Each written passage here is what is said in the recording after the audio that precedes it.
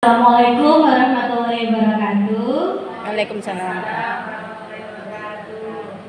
Terima kasih kepada Ibu Binti selaku Kepala Sekolah ABA 10 dan rekan-rekan guru dari ABA 10. Kenalkan, saya Ani Kurniawati, calon guru penggerak angkatan 11 dari TK Trisula 1. Kali ini saya akan melakukan aksi nyata pada modul 1.4 budaya positif, yaitu berbagi pemahaman dan pengalaman penerapan budaya positif. Next. Selamat datang para guru hebat, mari belajar bersama, berkolaborasi, saling mendukung demi mewujudkan disiplin positif di sekolah kita yang tercinta. Itu tema kita hari ini. Ada pantun, jalan-jalan ke Madura, tidak lupa membeli mangga. Selamat datang rekan-rekan semua, mari kita mulai belajar bersama. Terima kasih.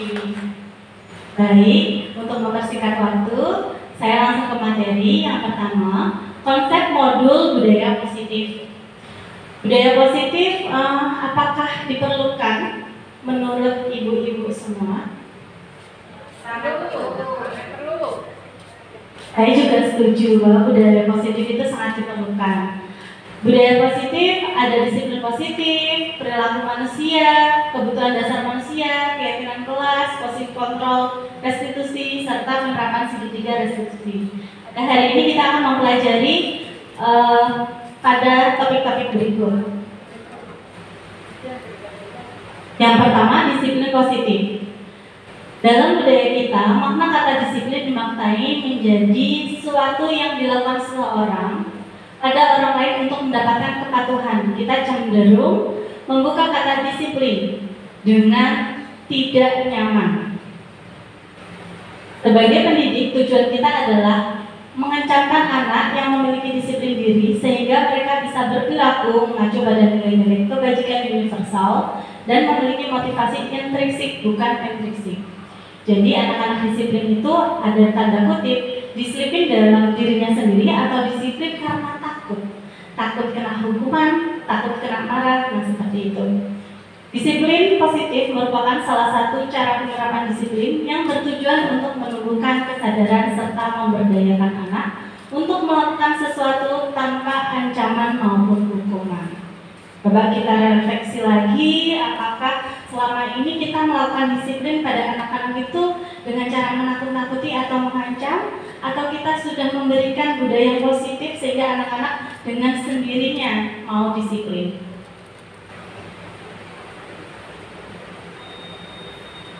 Sebelumnya, tentu kita semua sudah mengetahui ada profil pelajar Pancasila, di mana ada 6 elemen, di antaranya beriman bertakwa kepada Tuhan Yang Maha Esa dan berakhlak mulia, berkebinekaan global, bergotong royong, kreatif, bernalar kritis dan mandiri. Semua itu bertujuan, semua itu dapat dicapai kalau kita sudah bisa menerapkan disiplin positif di sekolah. Nah, kemudian motivasi perilaku manusia itu apa saja? Manusia itu setiap melakukan perbuatan pasti punya alasan. Dan alasan itu apa sih motivasinya? Entah itu perbuatan baik atau perbuatan buruk, manusia selalu punya alasan. Nah, perilaku manusia itu memiliki motivasi, diantaranya motivasi merupakan dorongan yang timbul pada diri seseorang secara sadar atau tidak sadar untuk melakukan sesuatu tindakan dengan tujuan tertentu. Yang pertama, menghindari tidak kenyamanan dan hukuman. Murid melakukan disiplin diri karena ia takut dihukum. Ini merupakan motivasi ekstrinsik. Jadi bukan dari dirinya. Oh, aku tidak mau bertengkar karena aku takut nanti dimarah sama bu guru, sama ustazah. Nah, itu berarti motivasinya masih dari luar. Kemudian mendapat imbalan atau penghargaan dari orang lain. Murid melakukan disiplin diri karena ia ingin mendapatkan imbalan atau pengakuan. Ini merupakan motivasi ekstrinsik. Seperti halnya, ya anak hebat, nanti yang berhasil ibu kasih bintang ya, nanti yang berhasil ibu kasih permen, ibu kasih hadiah. Nah, itu sebenarnya kita tuh sedang mendorong anak-anak untuk motivasi, tapi bukan dari dalam diri. Itu motivasi anak-anak dari luar karena dia mengharapkan imbalan. Kemudian menghargai nilai-nilai kebajikan diri sendiri. Murid melakukan disiplin diri karena sadar akan nilai kebajikan dirinya, akan motivasi intrinsik. Nah, motivasi yang anak melakukan kegiatan dengan sukarela bukan karena dia takut, ya mungkin karena biasa, seperti misalnya meletakkan sepatu, tidak harus diingatkan, ayo ditaruh di rak sepatunya supaya rapi aja, yang menaruh rapi nanti ibu kasih permen. Tapi anak dengan sendirinya meletakkan sepatu di rak sepatu. Nah, ini salah satu contoh disiplin positif. Berarti anak itu sudah punya disiplin positif dalam dirinya sudah memiliki motivasi tanpa mengharap imbalan atau takut akan hukuman. Konsep disiplin dengan identitas gagal. Jadi disiplin itu juga ada tanda kutip, ibu-ibu, oh murid-murid saya semua disiplin bu. Nah, ini disiplin yang bagaimana? Disiplin hukuman atau penghargaan? Kalau hukuman juga ada beberapa efeknya. Efeknya itu menyakitkan. Tanpa sadar kita kadang melakukan sesuatu atau mengatakan sesuatu yang sebenarnya itu menyakitkan hati anak. Kemudian tidak nyaman, anak tidak nyaman. Misalkan kamu belum selesai sendiri loh, yang lain sudah selesai. Nah, itu kan anak merasa tidak nyaman karena teman-temannya selesai, terus nanti dia juga dilihat sama teman-temannya, oh aku belum selesai sendiri atau aku lambat. Nah, ini akibat dari hukuman. Kemudian murid takut kalau di awal-awal masa MPLS seperti ini takut masuk kelas, nah seperti itu ya. Dan memaksa, ayo harus selesai, itu pemaksaan ya ibu-ibu. Kalau ngasih tugas, ayo harus selesai, dan itu pemaksaan. Kemudian murid menyembunyikan masalah. Nah, ini nanti kalau kita terus memberi hukuman karena anak takut akan hukuman, efeknya itu murid jadi menyembunyikan masalah. Misalkan dia menumpahkan air, nanti dia akan cenderung enggak, bukan saya menumpahkan, bukan saya mematahkan pensil. Nah, dia takut akan hukuman. Kemudian murid menjadi rendah diri. Nah, ini kalau misalnya kita terlalu sering menghukum, biasanya dihukum kok tetap itu aja anaknya. Nah, itu nanti jadi rendah diri. Makanya konsep disiplin dengan hukuman itu sebaiknya dihindari. Kemudian penghargaan, tidak efektif, merusak hubungan.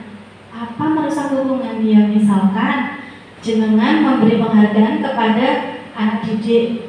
Oh iya, anak pintar, anak hebat, tapi yang dipuji cuma itu aja bu, yang lain nggak dipuji. Akhirnya itu ada muncul dalam diri anak, bisa muncul sifat iri. Alah, panggacaku ya.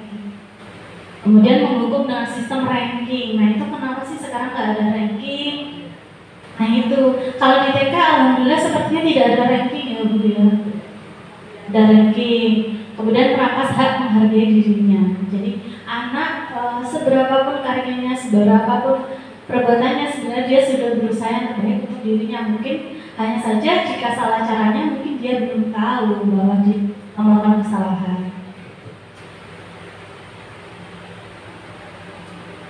Konsep disiplin dengan identitas sukses. Nah, ini kalau sukses, konsekuensi. Konsekuensi itu seperti apa? Konsekuensi misalkan anak menjatuhkan air minum. Konsekuensinya anak harus membersihkan air minum. Bukan anak menjatuhkan air minum kemudian dihukum disuruh menulis saya tidak akan mengulanginya lagi sebanyak 1 halaman. Nah, itu bukan konsekuensi, itu hukuman. Kalau konsekuensi itu apa yang dilakukan, itu yang dibenahi. Perlu monitoring berkelanjutan. Stimulus respon, murid menghormati peraturan, hilang waktu untuk merenung kesalahan. Jadi anak belum tahu, dia habis menumpahkan air, kemudian dia mengelak, tapi dia belum tahu nih kesalahanku tadi kenapa ya kok air ini sampai tumpah. Di konsekuensi itu anak tidak bisa merenungkan. Tapi beda lagi dengan restitusi. Restitusi, murid bertanggung jawab untuk perilakunya, fokus untuk pemecahan masalah jangka panjang. Murid menghormati dirinya dan orang lain. Teori restitusi, dirinya memegang kontrol. Murid bersemangat memperbaiki kesalahan. Untuk restitusi kita akan pelajari di halaman berikutnya. Nah, restitusi ini adalah bagaimana kita mengajak anak untuk menyelesaikan masalahnya atau bagaimana cara dia mengatasi masalah yang telah dia buat, tapi bukan dari kita, tapi dari dirinya sendiri.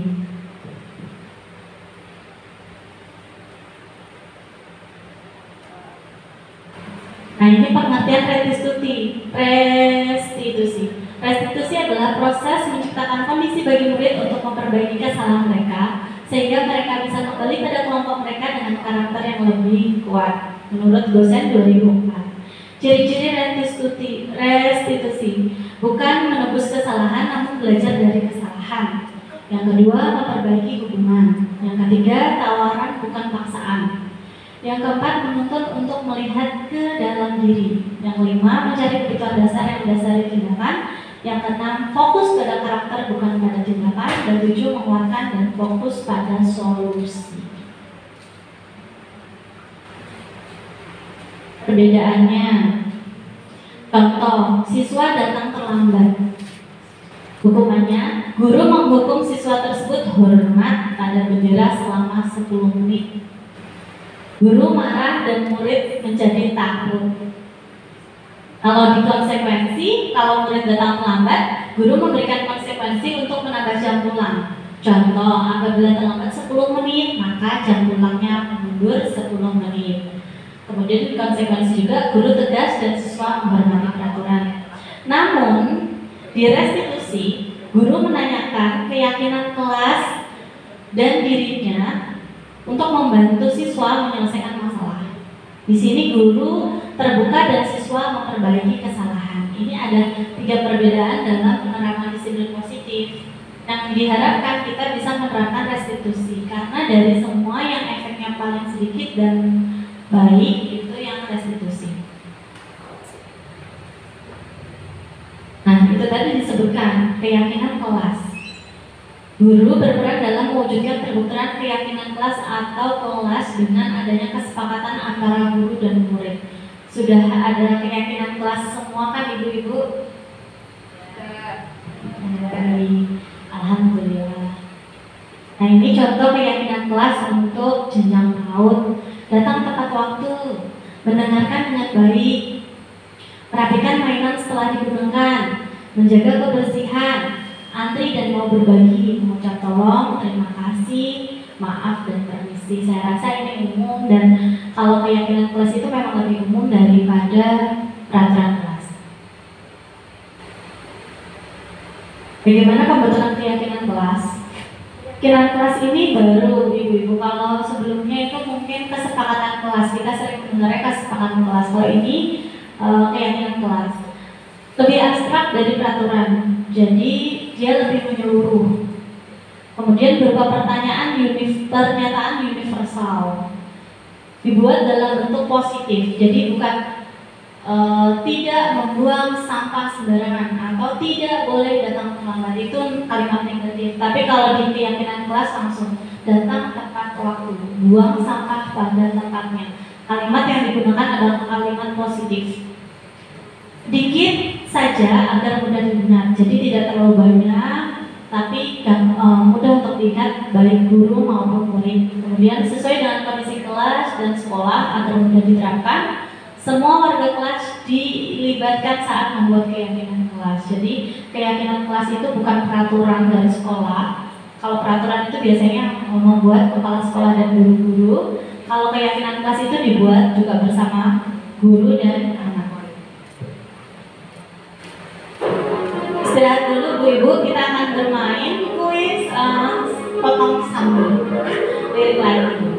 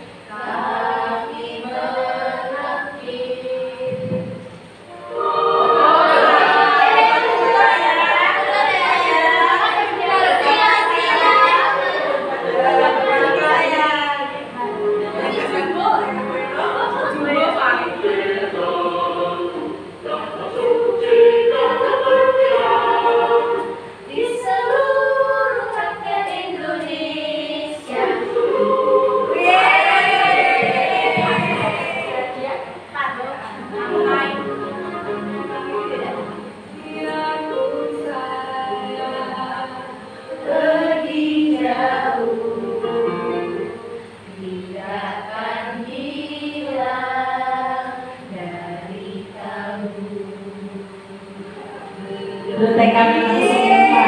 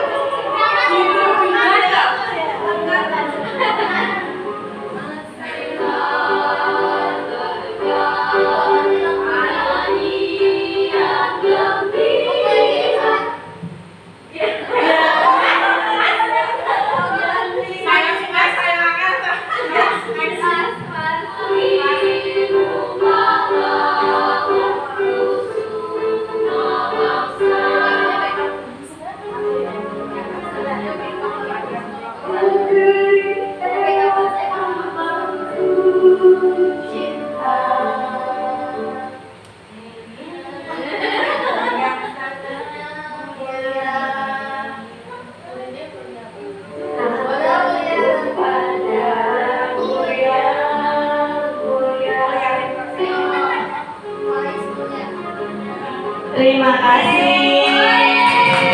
8 dari 10 lagu wajib. Berarti kita 80% mencintai lagu wajib Indonesia. Yang lain lagu koplo, iya betul Bu Anta. Kemudian kita akan lanjut ya. Kebutuhan dasar manusia. Kebutuhan dasar manusia itu yang pertama bertahan hidup. Karena manusia itu pasti butuh bertahan hidup, baik itu makan, rumah, baju, apalagi ya Bu ya. Kalau bertahan hidup itu minum, betul sekali. Tempat tinggal. Itu kebutuhan untuk bertahan hidup ya, makan, minum, kemudian kebutuhan yang kedua adalah kasih sayang dan rasa diterima. Siapa di sini yang nggak ingin disayangi? Sayangi semua ya Bu ya. Disayang dan diterima. Ini diterima juga penting karena kalau kita tidak diterima di suatu kelompok, pasti di situ akan muncul ketidaknyamanan. Begitu juga dengan bekerja. Saya rasa menjadi guru juga nggak semua orang nyaman jadi guru. Tapi kalau kita sudah mendapatkan rasa sayang dan diterima, kita pasti akan nyaman di situ. Ya, betul. Kemudian penguasaan. Itu apa sih? Penguasaan itu mau diakui sebagai guru. Kemudian yang pingin nyalon ada nggak di sini? Yang mau nyari nyalon atau mungkin yang tingkat rendah aja jadi Bu RT, mungkin Bu RT ada Bu RT di sini, apa Bu Lurah, jadi kepala sekolah, Bu RW gitu. Nah itu penguasaan, tapi banyak atau sedikit di dalam diri manusia itu pasti ada rasa penguasaan. Entah itu penguasaan untuk menguasai harta suami atau mungkin menguasai anak-anak ya, harus nurut ini sama ibu ya. Pokoknya ibu yang lahirin kamu harus nurut sama ibu. Nah itu namanya sisi kebutuhan manusia, penguasaan. Kemudian kebebasan. Manusia itu butuh kebebasan, baik kebebasan berbicara, berpendapat, kebebasan memilih. Simpel aja, kalau misalkan jenengan mau milih pakaian tapi gak dibolehin, kira-kira sakit hati gak Bun? Kan pasti ya. Jadi manusia itu memang butuh bebas untuk memilih. pokok butuh kebebasan. Dan yang terakhir itu kesenangan. Kesenangan setiap orang beda-beda. Kalau Bu Anta senangnya apa, Bu Anta? Senangannya apa? Senangnya saya makan. Makan. Usira apa Usira? Kalau kesenangannya Usira? Untuk kebutuhan ya, pegang uang.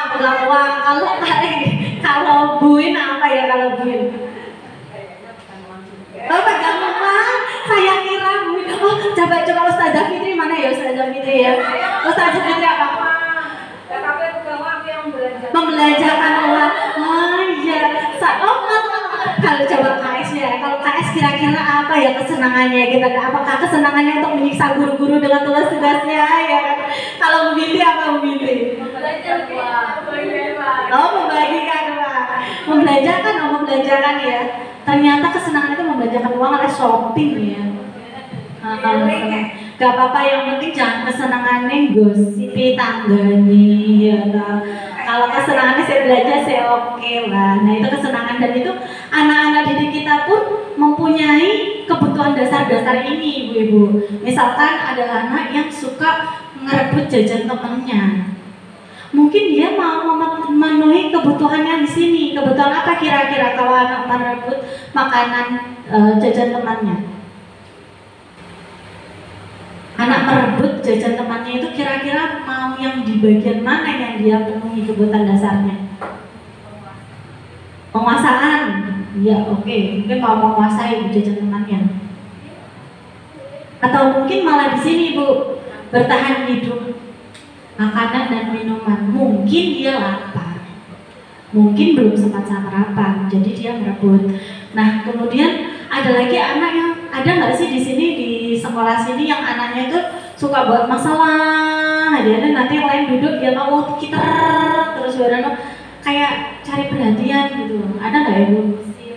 Usil, jahil. Nah itu juga untuk memenuhi.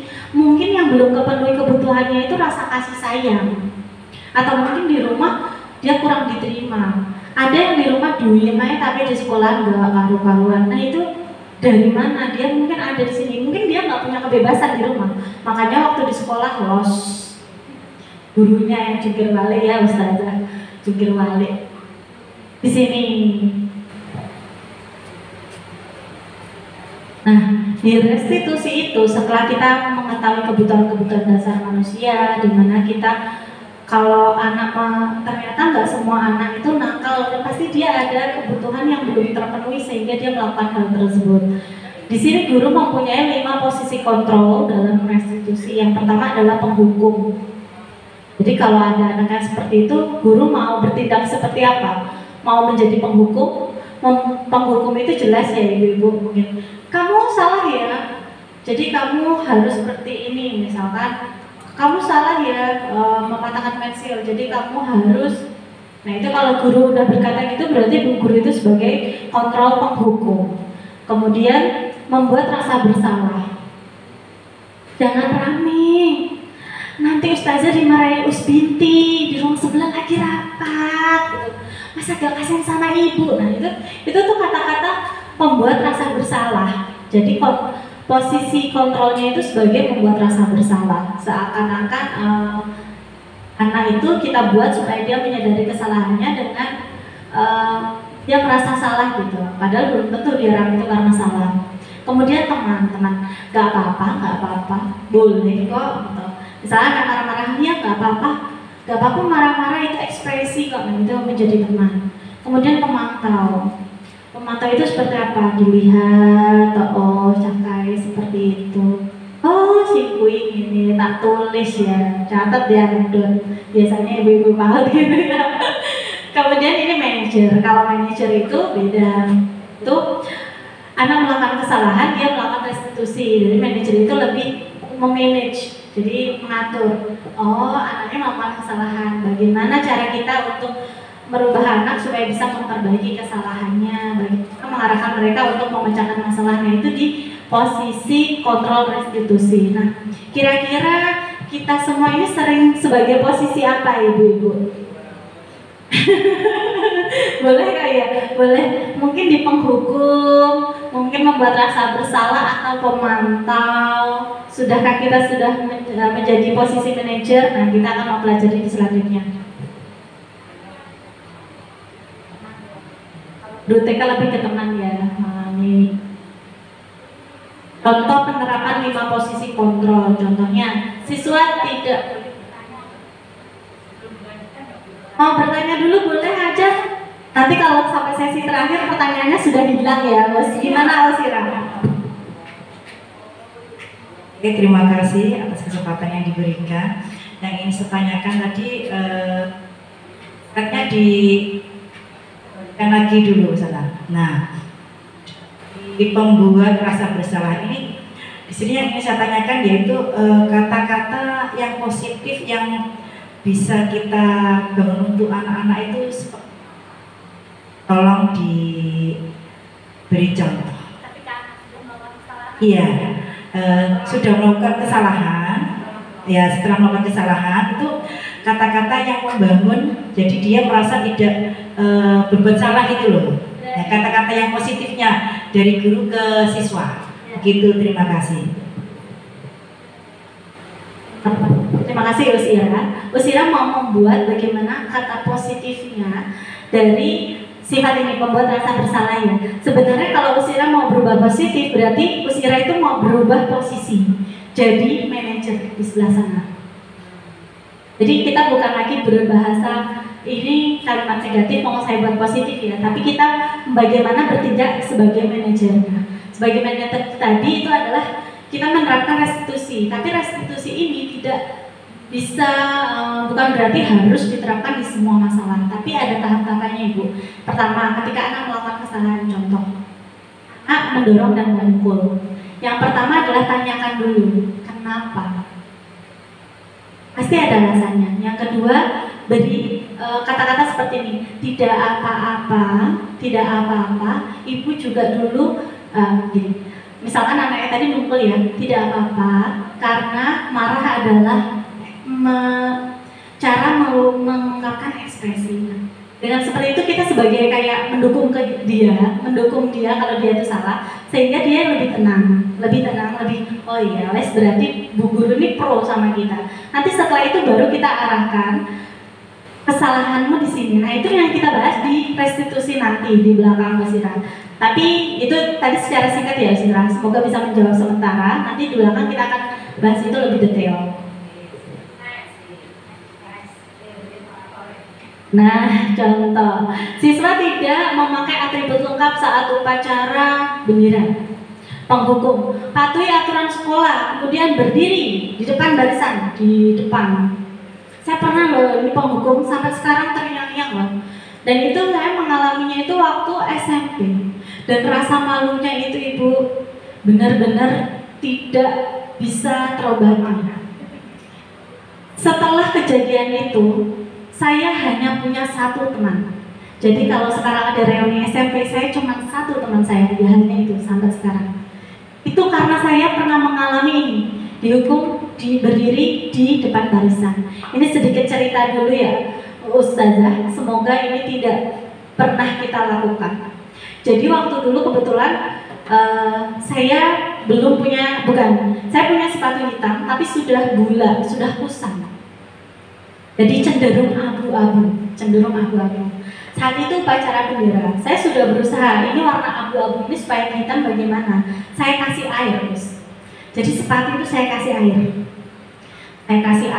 Warnanya ya hitam kan, karena basah kan. Jadi abu-abunya itu kan jadi hitam. Tapi namanya upacara kan pasti kena sinar matahari ya.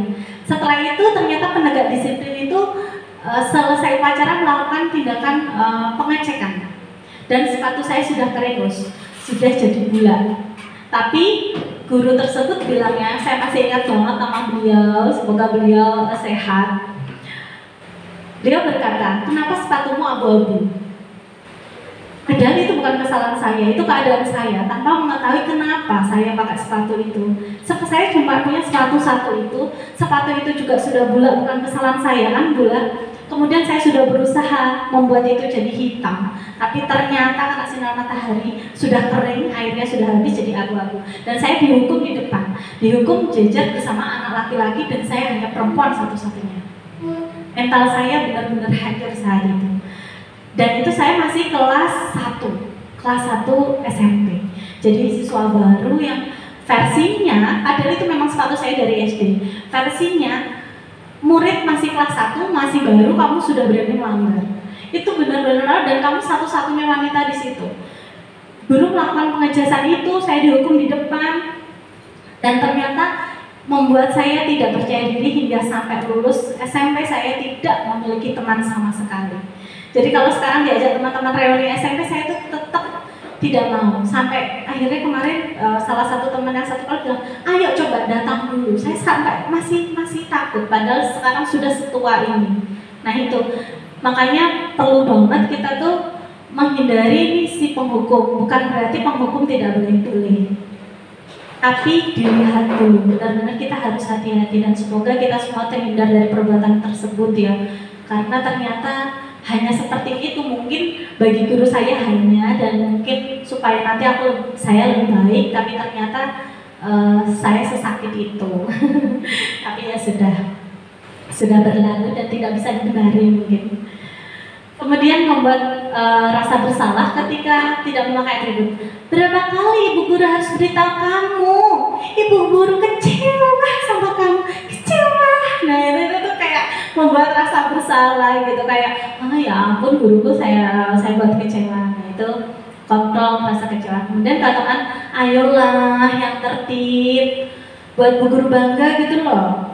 Lain kali tidak apa-apa kamu salah gitu. Nah itu kemudian kalau pemantau, kamu sudah melanggar apa peraturannya dan apa konsekuensinya, langsung ditanya seperti itu. Ini mungkin guru-guru yang sangat tegas sekali ya. Kalau manajer, apakah kamu tahu kesalahanmu? Masih tanya, padahal udah kelihatan mau. Tapi kalau di posisi manajer ini, mungkin kalau saya waktu SMP itu dikasih ini kata-kata ini, mungkin saya akan memberikan alasannya. Tapi karena saya tanpa ditanya, jadi ya sudah. Apa kamu tahu kesalahanmu? Kira-kira bagaimana kamu memperbaiki kesalahan ini? Nah di posisi ini tuh benar-benar bukan guru. Jadi kita cuma mancing-mancing sampai dia sendiri yang mencari keputusannya. Terus kemudian segitiga restitusi. Nah di sini segitiga restitusi itu ada tahapannya. Yang pertama menstabilkan identitas. Kemudian validasi tindakan yang salah dan menanyakan keyakinan. Menstabilkan identitas seperti contohnya ini, kamu tentunya punya alasan melakukan itu, terus keyakinan kelas apa yang kita sepakati. Nah itu coba next dulu biar lebih besar itu tulisannya. Nah menstabilkan identitas ini tadi ya, untuk kalau ada masalah usirah, kalau ada masalah bagaimana sih cara memecahkannya. Di sini ada segitiga restitusi. Tahapannya seperti ini. Yang pertama, menstabilkan identitas dengan mengungkapkan kata-kata seperti ini.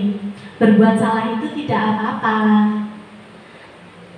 Tidak ada manusia yang sempurna. Saya juga pernah melakukan kesalahan seperti itu. Kita bisa menyelesaikan ini. Ini bisa diterapkan kepada murid dan juga keluarga ya, bunda-bunda. Terus bapak atau ibu tidak tertarik mencari siapa yang salah, tapi bapak dan ibu ingin mencari solusi dari permasalahan ini. Dan kamu berhak merasa begitu. Apa kamu sedang menjadi teman yang baik buat diri sendiri? Nah, kemudian seperti ini. Setelah tadi kita melakukan identifikasi, kemudian validasi. Nah, validasi. Padahal kamu bisa melakukan yang lebih dari ini ya, lebih buruk. Kan sebenarnya kita mau bilang nih, punya sikapmu itu buruk, tapi ini kata-katanya begini. Padahal kamu bisa melakukan yang lebih buruk dari ini, mendorong temannya misalkan. Terus kamu pasti punya alasan mengapa melakukan hal itu.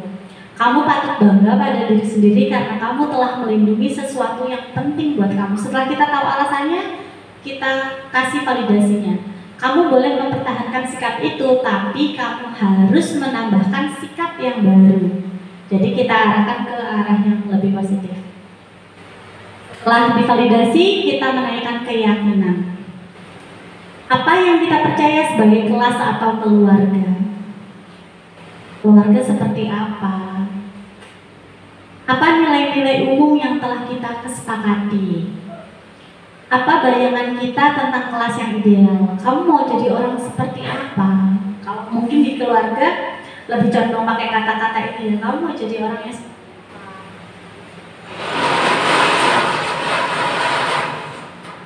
Oke, sama ini. Ini apa nih?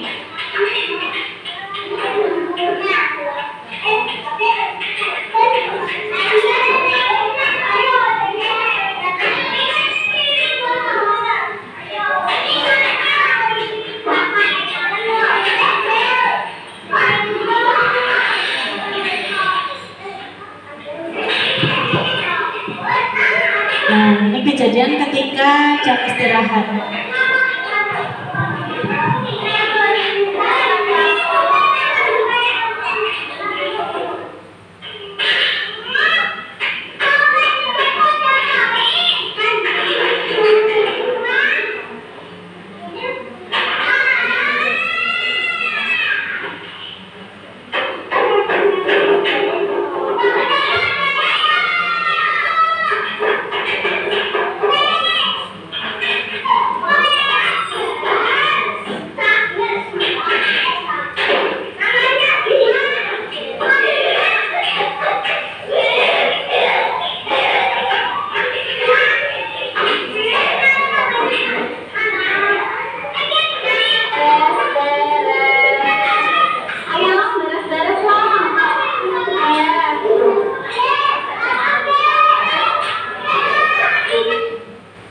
Nah, ibu-ibu, itu tadi adalah kondisi saat istirahat. Dan saya merekam momen tersebut tanpa sengaja sebenarnya. Dan kebetulan saya mempelajari restitusi ini. Jadi di kasusnya itu Andini sedang bermain balok bersama Kia. Kemudian bermain masak-masakan. Balok-baloknya itu disusun menjadi dapur. Namun bel masuk telah berbunyi, jadi anak-anak tuh harus merapikan mainannya. Dan tiba-tiba si Nayaka itu datang dan langsung menghancurkan dapur yang telah dibuat Andini dengan Kia. Dengan sengaja dihancurkan. Nah, akhirnya Andini marah dan mendorong serta memukul Nayaka.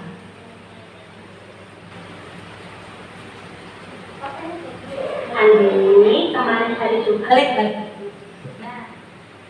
Jadi kasusnya itu Andini marah kepada Nayaka karena sudah menghancurkan balok yang telah buat, dan Andini itu sempat mendorong bahkan memukul Nayaka.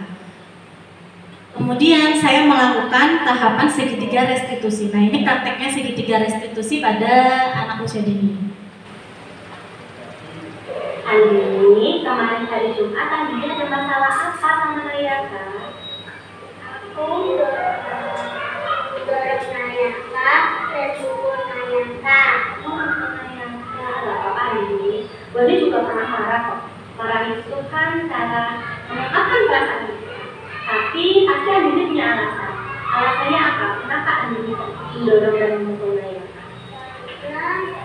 Aku mau beres tapi malah jadi Andini mau beres-beres, didorong, terus kenapa? Ya akhirnya Andini marah. Menurut Andini itu sudah betul atau belum ya mendorong sama memukul Nayaka? Harusnya bagaimana sama teman?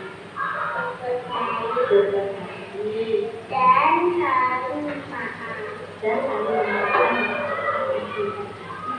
Andini kira-kira untuk memperbaiki masalah kemarin hari Jumat, Andini harus bagaimana ya sama Nayaka? Minta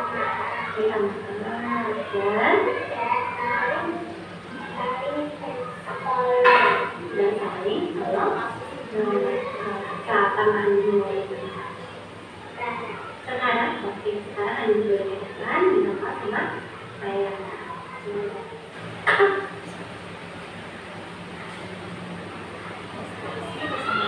Nayaka, kemarin hari Jumat Nayaka punya masalah apa sama Andini? Merusak baloknya Andini. Kapan Nayaka? Wali juga pernah kok tidak sengaja merusak botol minyak burit. Aku gak sengaja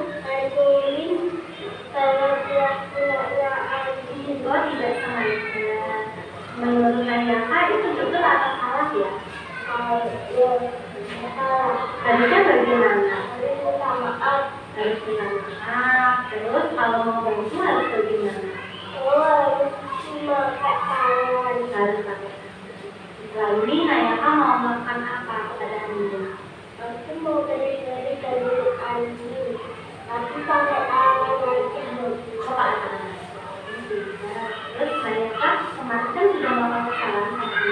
Nayaka harus bagaimana? Terus kalau aku kapan Nayaka mau? Sekarang. Oke, Nayaka boleh keluar kelas dengan teman-teman dia. Anak-anak pergi dong. Jadi kalau aku demikian paparan demonstrasi kontekstual pada modul 1.4 tentang penerapan budaya positif di sekolah.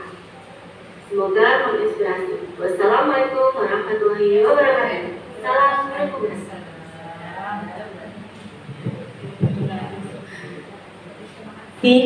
Nah, demikian tentang disiplin positif serta penerapannya segitiga restitusi pada anak usia dini. Sebenarnya yang tadi itu memang tugas saya di demonstrasi kontekstual membuat skenario. Tapi Bu pasti paham betul bagaimana cara membuat skenario untuk anak PAUD apabila hanya diberi waktu 1 hari. Jadi itu tadi benar-benar real tanpa skenario. Karena kalau anak usia dini kita buat skenario sulit sekali. Ya, dari saya sudah cukup. Apabila masih ada pertanyaan, mohon disampaikan terlebih dahulu. Sudah terjawab Bu Sira restitusinya. Oke, baik, alhamdulillahirrabbilalamin. Terima kasih atas waktu yang diberikan kepada Bu Binti, Kepala Sekolah, dan guru-guru dari ABA 10. Milea Dilan berkasih-kasih. Cukup sekian dan terima kasih. Wassalamualaikum warahmatullahi wabarakatuh. Waalaikumsalam.